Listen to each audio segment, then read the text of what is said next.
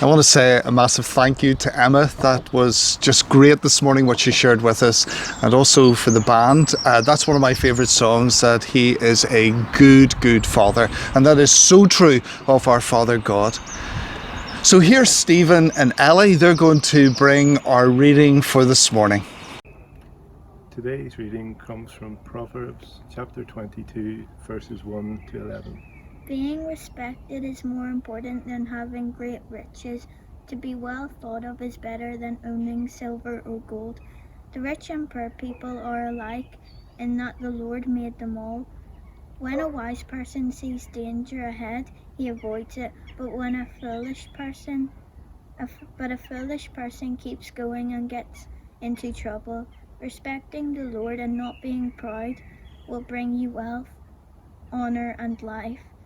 The lives of evil people are like paths covered in thorns and traps. The people who protect themselves don't have such problems. Train a child how to live the right way, and even when he is old, he will still live that way. The rich rule over the poor, and borrowers become servants to those who lend. A person who does evil things will receive trouble in return. Then he won't be cruel to others any longer. A generous person will be blessed because he shares his food with the poor. Get rid of the person who makes fun of wisdom, then fighting, quarrels, and insults will stop.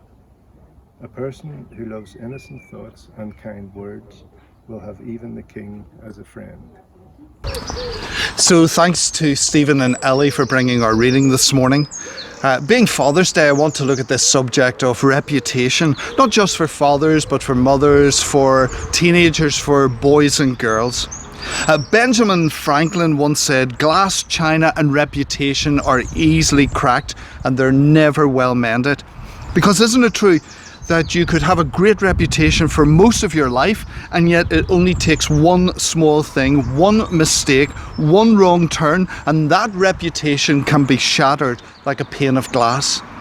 One small stone can shatter a whole pane of glass, and one small piece of gossip can be like a stone thrown at a person, and it can ruin a person's reputation. Reputation's a strange thing, isn't it? How are we to think of reputation? Is it worth having a reputation?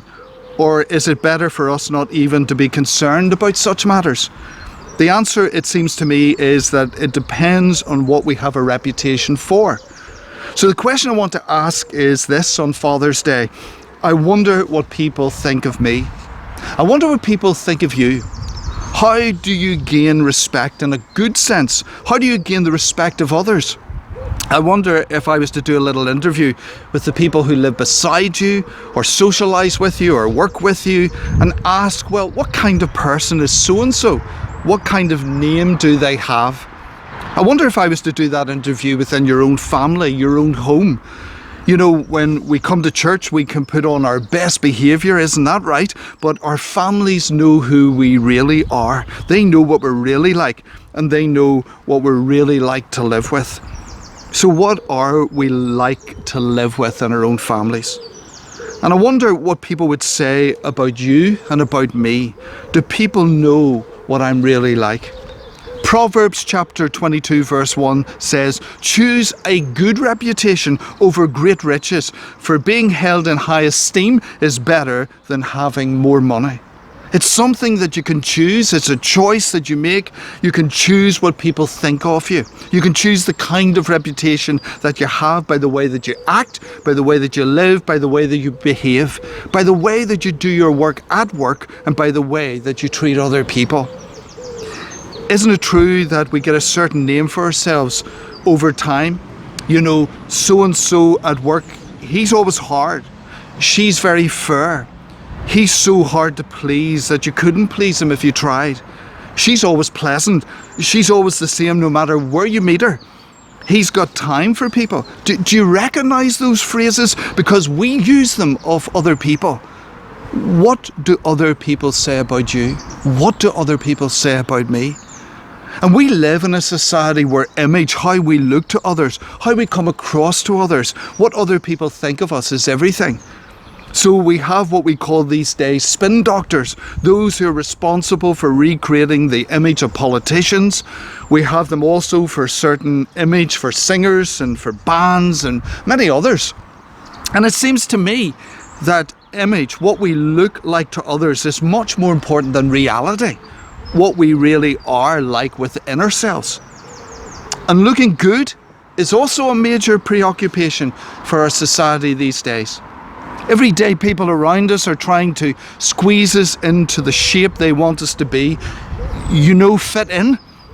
That's the drumbeat around us. Wear what we wear. Talk like we talk. Listen to what we listen to. Call cool what we call cool. Laugh at what we laugh at. Go where we go. Do what we do. Fit in. And it's easy to become Play-Doh people. You just get squeezed and moulded, shaped by the other voices, by the pressures to conform. And what God does in the book of Proverbs is that he just cuts through all the superficiality of all of that. And he tells us clearly that a good reputation is built on character, not image. It's much more to do with substance than the surface. And so in 1 Samuel chapter 16 verse 7, it tells us that when Samuel came to Jesse's house, that he was much more interested in the image of Jesse's sons.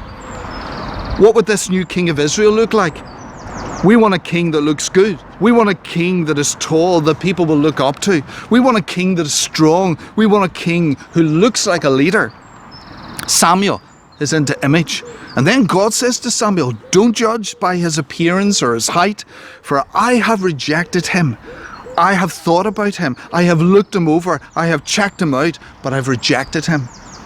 For the Lord doesn't make decisions the way we do. People judge by outward appearance, but the Lord looks at a person's thoughts, intentions, their heart. God looks at what is going on inside a person. And if we want to bring our lives into line with God's will, we've got to be more concerned with what we're like inside than what we're like on the outside. We've got to be interested in what kind of character we are rather than what type of image we're putting across. So what characterizes and what characteristics should our lives increasingly be marked with? What character qualities should we have? Well, the first, we should be the kind of people that speak to others with integrity and honesty. What is God like? Well, God is truth. And so he only speaks the truth. Only what is true. Proverbs Chapter 30 and verse 5, every word of God proves true. So when God speaks to you, you know he's speaking truth about you, the truth about our situations. I think we admire people who speak the truth. We admire truthful, honest people that we can trust in what they say. It says in the Bible that God cannot lie, but the Bible also tells us that the devil is the father of lies. Proverbs 30 verse 8, help me never to tell a lie. Lord, help me to be really truthful. So this week as I go about, help me to be a really truthful person. And people who speak the truth are not only dependable, but they're also as good as their word. Proverbs 12:22, the Lord hates, aren't those strong words that the Lord hates those who do not keep their word, but he delights in those who do? Do you want God to delight in you? Well then simply do what you promise to do. Keep your word. How often do we say things that we don't really mean? I'll do that right away. I'll see to that as soon as I get back. I'll return to it as soon as I'm finished. I'll do this, I'll do that. And sometimes with no real intentions of actually doing it. When God would say to us, mean what you say and say what you mean. Proverbs 4 and verse 24, never say anything that isn't true. Have nothing to do with lies or misleading words. Just have nothing to do with them. And so the question is this, is there any area that I need to work on in my life, you in your life this week? The second thing is serve other people with enthusiasm and joy. Look for opportunities to serve other people, to care for other people, to help other people. Wouldn't that be a lovely way to live this week? I'm going to look for an opportunity just to care for someone else, to serve someone else, to help someone else. You see, you and I live in a world today that is very me-centered. What is in this for me? How's this going to benefit me? Wasn't it Jesus who said that I have come not to be served, not for me, but to serve for you? I have come not to live my life for me, but for you.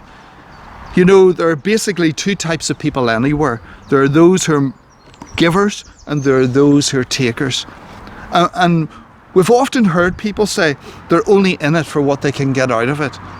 Proverbs 11 verse 16 says, "A kind-hearted woman gains respect, but ruthless men gain only wealth." They're only in it for the money. But the kind-hearted woman or man who's got a heart for other people gains so much more because they gain the love and the respect of other people. And isn't that an attractive quality for any man or woman or teenager, just to be known in your avenue or your street, just among your circle of friends? And they say, now they're kind-hearted people. What a reputation. Is that not a lovely quality for anyone? Thirdly, share with other people generously. If you want to be respected, then be a generous person. Proverbs remind us again, a generous man will prosper. He who refreshes others, he himself will be refreshed. It's a funny thing, but the more you give away, it seems that you get much more back. It's as you refresh others that God refreshes your heart and your spirit. You've heard people say, I've given so much, but I got so much back when I shared and gave generously. And a verse of scripture that reminds us of that is the one in Proverbs where it says, those who are kind to the poor lends to the Lord, and he will reward you for what you've done. There's something happens when you share, isn't there? And we don't want to be rewarded, but the truth is that we are, because the truth is that when you give to the poor, you are rewarded by God. Proverbs 21, those who shut their ears to the cries of the poor will be ignored in their own time of need. And so the question is, what kind of giver are you? Am I? And fourthly and finally, show others by the way you live that you're not proud, but that you will live humbly before God. I love this saying, and it keeps me on level ground. Stay humble or you will stumble. Romans 12 verse 3, don't think of yourself more highly than you ought to, because then you get self-inflated, but think of yourself with sober judgment, balanced judgment. Again, Proverbs says, pride goes before destruction, a haughty spirit before a fall. Someone has said this, that praise is like chewing gum. You ought to enjoy it, but don't swallow it, because chewing gum stays in your stomach for 7 years. Well, that's what my mommy told me. Don't swallow it, just chew it and enjoy it. Humility is not going around saying, oh, I'm useless, I'm terrible, I'm no good at this or that. It's not denying strengths and abilities that you have. Those are God-given strengths, and rejoice in them. But just make sure that when people offer praise, that you reflect that praise back to God, who gives you the strength and the abilities to do what you do. Again, Proverbs 22 verse 4, true humility and a fear of the Lord leads to riches, honour, people respect you. And suppose the question is, do you secretly feel that you are better than so-and-so, such and such? Does it lead in any way to self-praise instead of God praise? Folks, let me say this. Image is something that you can change overnight. You know, I could change my image completely in just a few hours. I could have my hair dyed blonde, which I did one time when I was cured in Donegal. I could change image overnight, but I can't change my character overnight. Character comes as a result of a lifetime of choices and a lifetime of choosing. Daily small choices form character in a person. Image is how you look to others. Character is what you're like within yourself. And God says that he wants to form the character of Jesus in our lives. Romans 8:29, he has chosen us to be conformed to the character likeness of Jesus. God is not a bit interested in image. He's interested in changing and reshaping the character of who you are so that you and I become more and more like his son, Jesus. So that you and I are authentic and genuine, no glaring inconsistencies which people can see a mile of.